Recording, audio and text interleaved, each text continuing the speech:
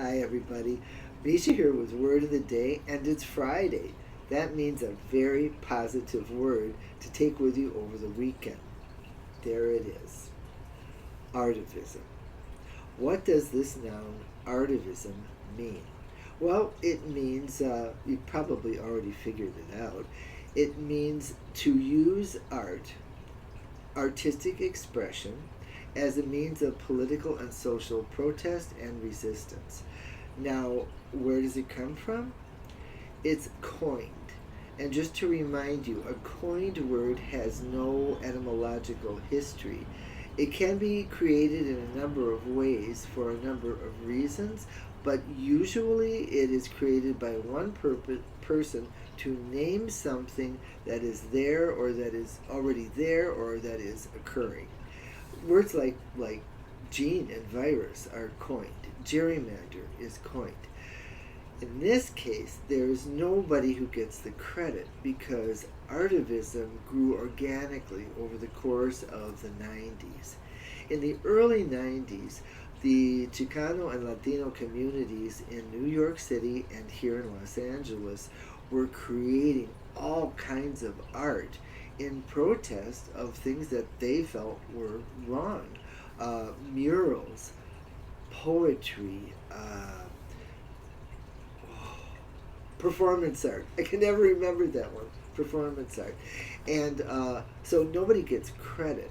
It really took off in the late 90s when the indigenous folks down in southern Mexico and Chiapas rose up against the Mexican government, frankly, for just really hurting them. And there were a lot of artists down there, and that's when this word, artivism, really gained a lot of traction, and now it is here.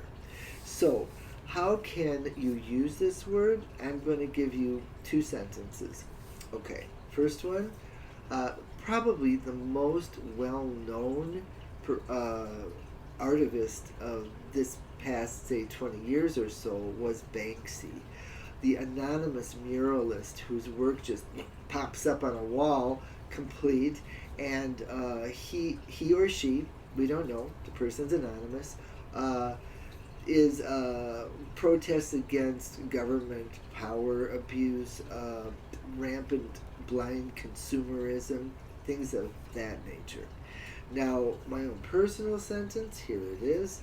I grew up in the 60s and the 70s, and the primary form of artivism that occurred back then was protest music. And I cannot convey to you how important it was. It gave us the spirit, the power, the energy to go out there and fight back against things that we felt were wrong. And I am very encouraged when I see the younger bunch of musicians and artists listening to that protest music and going, wow, this is great, because you guys need to make your own. Right now, we need it. Now, we too stood on the shoulders of giants. I remember a Woody Guthrie song from many decades before the 60s that I really hang my hat on. My favorite words are, "You can't scare me. I'm sticking to the Union." Because I am the great-granddaughter of an Irish immigrant and a Teamster. Okay, you guys, go out there and, I don't know, create some art over the weekend or enjoy some, and I'll see you on Monday. Remember, everybody, when you go to buy books, don't go to the big boys if you can help it. Support independent booksellers. I don't know that you could actually find this book up here. This is a pretty rare book. The reason I don't have it in my hands is because I gave it as a gift to somebody. I had it from my childhood. Or maybe this, 1964 by Paul McCartney. Very beautiful book. If you're going to buy books like that, well, like the second one anyhow, remember bookshop.org/word of the day.